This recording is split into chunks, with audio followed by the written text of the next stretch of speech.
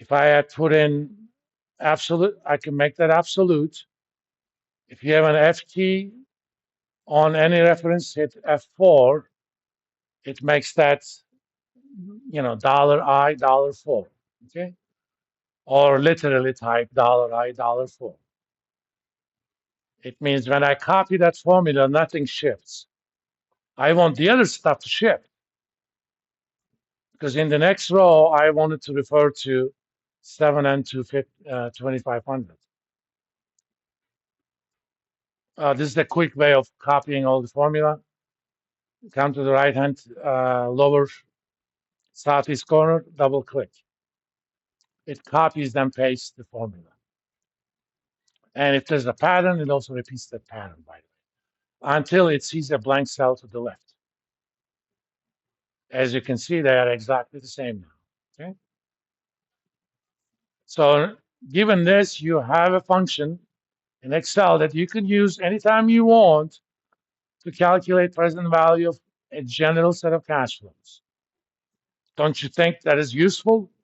It is. You don't have to do all of this. I mean, you could have done with formulas, but you don't have to do all of those. I mean, I typed in basically one less thing. Instead of doing any of that, right here, I'm going to say PV. I'm going to rewrite it. Generalized MPV. And first argument was rate. Second argument is compounding frequency. Third argument is set of cash flows. Done. I don't have to worry about that anymore. Okay.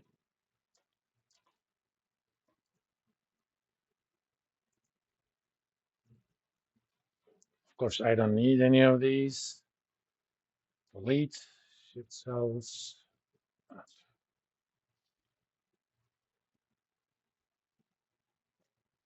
Now you should be ready to write functions for other stuff, right? For example, can you take this code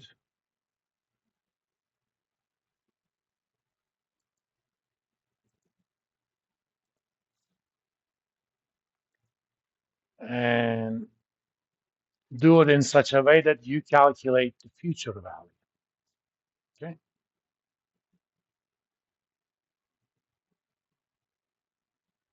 Let's do that for the simple PV first.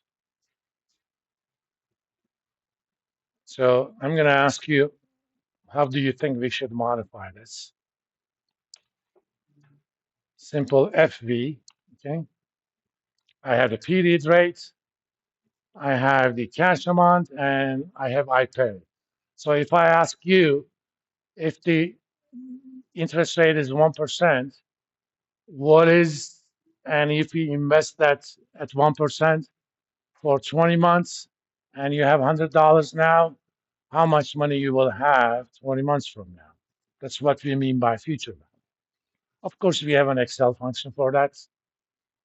I can do it, but for the hell of it, we're going to make this into a VBA function. How do you think I should modify my current code to make that into a future value function? There's going to be actually one thing you're going to do.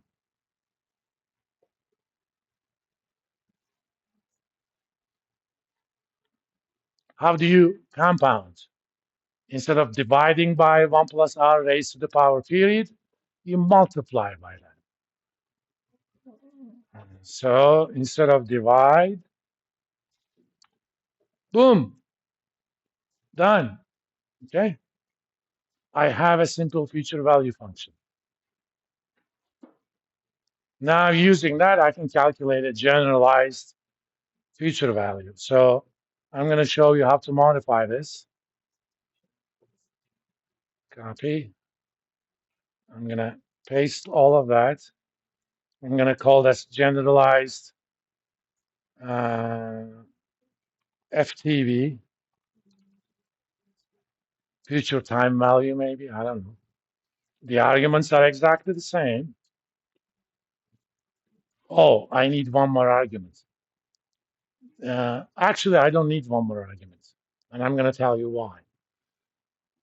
What I'm going to report is the value of these things at the end of the highest period. Okay. So I'm just going to figure that out first. So let's do local variable max peri as double.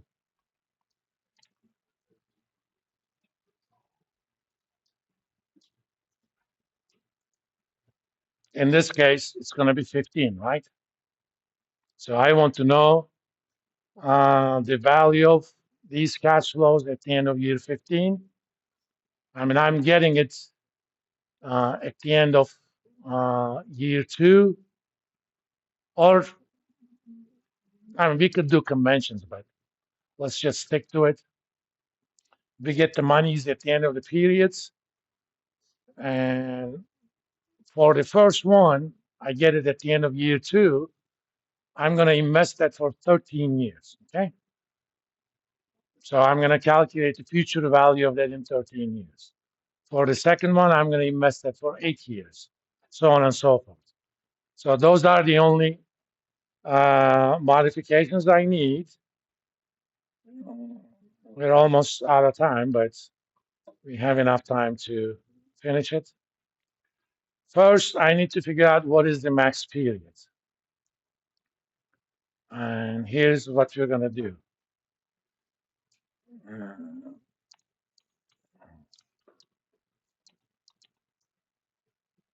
Max, I think max. The range iCash dot rows 1. It basically says the columns, not rows. I'm sorry.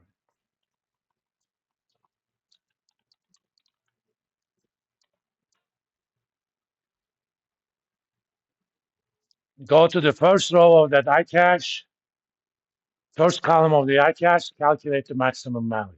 That's what max function is. If you're not sure if that's the right function, you can always refer to the built-in Excel worksheet functions. Here's how you would do that. You say application dot worksheet function dot max. Certain functions are not available in VBA itself. For example, suppose I want to calculate the log of the gamma function. You probably have no idea what that is. Gamma function is a generalized factorial. It comes a lot in theoretical physics and statistics. That function is not available in VBA, but it is the Excel worksheet function. So if I needed that right here, I would simply say gamma ln, because that's the name of the function in worksheet. But in this case, I just need max. Okay. So I know my max periods. Number of, in this case, we're going to use simple FV.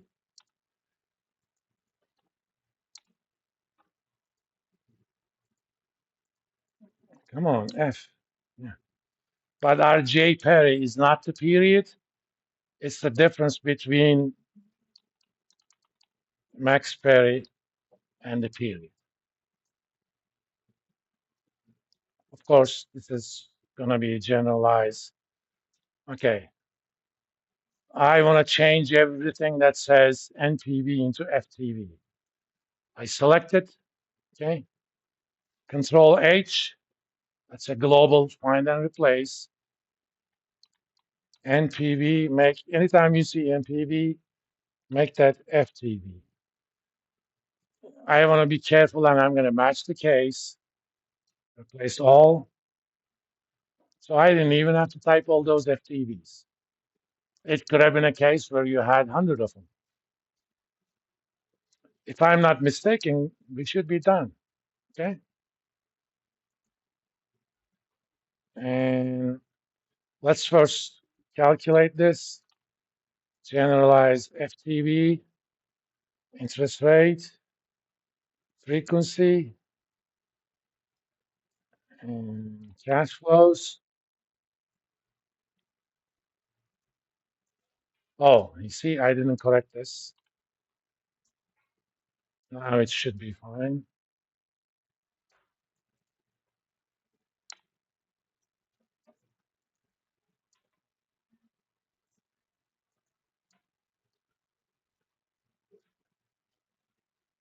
I don't think that's correct, but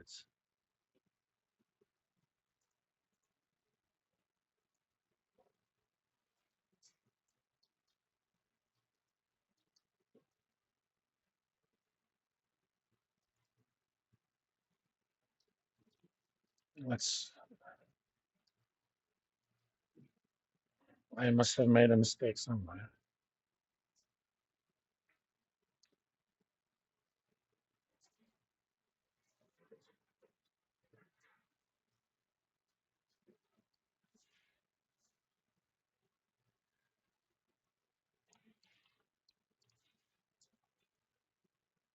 I just want to show myself what that is.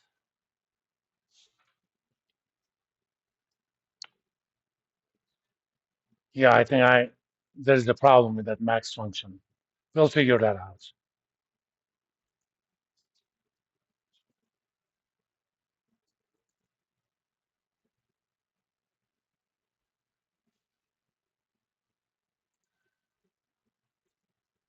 We'll figure that out. But once we correct that, it should give the right answer. We'll stop here. On Tuesday, we're going to continue with this, but this time we're going to build a set of functions that calculates present value and future value of a growing annuity. You know, these are investments that start at a certain value and grows at a constant rate. And we're going to use those functions to build a spreadsheet that calculates, that solves a lot of retirement planning problems. Okay. And you'll see some subs on Tuesday as well. And I'll separate this worksheet and the code, and I'll post it with the lecture video.